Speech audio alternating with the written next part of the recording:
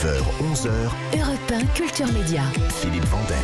Bonjour Félix Moati. Bonjour. Vous êtes comédien à 17 ans dans l'Aule, vous étiez lycéen rebelle et un peu tête à claque. Énorme succès aux côtés de Sophie Marceau. 2012, Télégo Show sur la direction de Michel Leclerc. Vous allez retrouver nomination au César dans la catégorie Meilleur Espoir. 2018, Deux Fils, votre premier film en tant que réalisateur avec Vincent Lacoste et Benoît Poelvoorde. 2018, encore un gros succès, Le Grand Bain de Gilles Lelouch. Et votre actu, Les Goûts et les Couleurs, film de Michel Leclerc, donc que vous retrouvez avec Rebecca Marder et Judith Chemla. Ça sort mercredi. Je vais citer deux guests, Arthur et François Morel. Avant de dresser le portrait de votre personnage, d'abord, que raconte le film ? Que raconte le film rapidement? Donc c'est, je dirais, une comédie romantique qui unit nos deux personnages, celui de Rebecca Marder et le mien, sur fond de musique.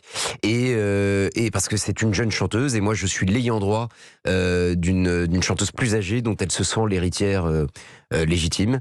Et donc on se rencontre, on se déteste au début et on finit par s'aimer follement. Racontez pas tout. On va entendre la bande-annonce. Ton premier album a été remarqué, t'as eu 2 titres dans les radios. Qu'est-ce que tu vas faire avec cette folle là? Qu'est-ce que ça va t'apporter? Tu veux dire te rapporter? Les visages d'un amant et l'argent.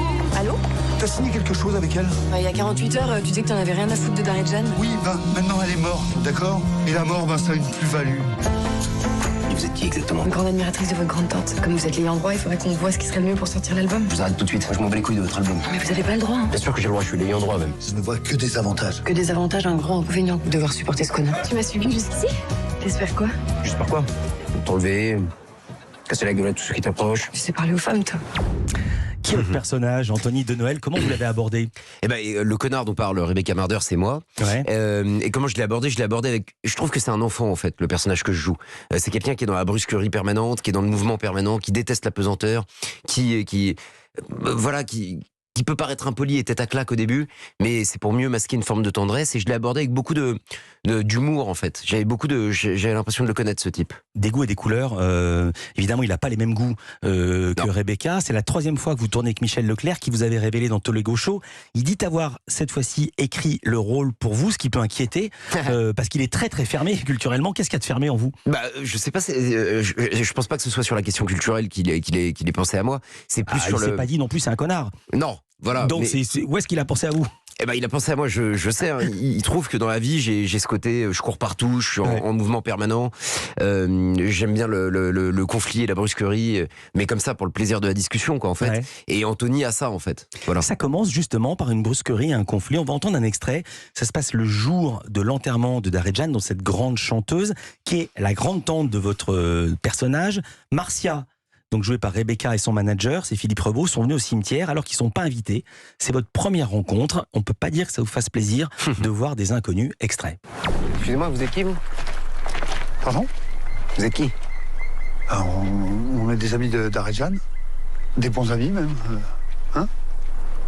Qui vous a invité, en fait? Un carton, quelque chose? Parce qu'il y a un carré VIP, là. Allez.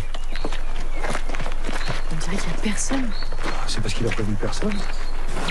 On sent qu'il n'est pas là pour se marrer. Il est très intéressé par l'argent, Anthony. Oui. L'argent facile, l'argent immédiat. Il est placier sur les marchés. Métier qu'il exerce avec vigueur. Je ne connaissais pas exactement ce métier. En quoi ça consiste? Les placer sur les marchés. Donc moi, pour me préparer pour le film, j'en ai rencontré. Je suis allé sur les marchés, j'ai travaillé avec eux. Ils font quoi? Les placiers, en fait, distribuent les places aux camelots, ce qu'on appelle les camelots, donc les marchands. Et c'est vrai qu'ils flirtent un peu avec la légalité. C'est-à-dire, par exemple, je te mets une meilleure place si tu me donnes un Saint-Nectaire ou des huîtres. Et ça se passe vraiment comme ça? Ou une dorade. Ouais. Ça se passe vraiment comme ça? C'est même pas en billets, c'est des cadeaux comme dans le film? Ça dépend. Après, c'est des gens qui sont dans la loi. Vous êtes allé les voir. Qu'est-ce qu'ils vous ont dit? Mais là, je suis en train de me dire, s'il y a des placiers qui m'écoutent, je vais me manger une vengeance terrible. Mais non, blague à part, ils sont... c'est des gens d'ordre et d'autorité, et ils se font appeler shérif sur les marchés. D'accord. Et donc, mon personnage n'arrête pas de le dire. Oh, c'est moi le shérif. Vous étiez bavard comme ça quand vous étiez petit? Moi, je fais que parler, en fait. Lisa Marie Marquez aussi, c'est le portrait pré-fame de notre invité.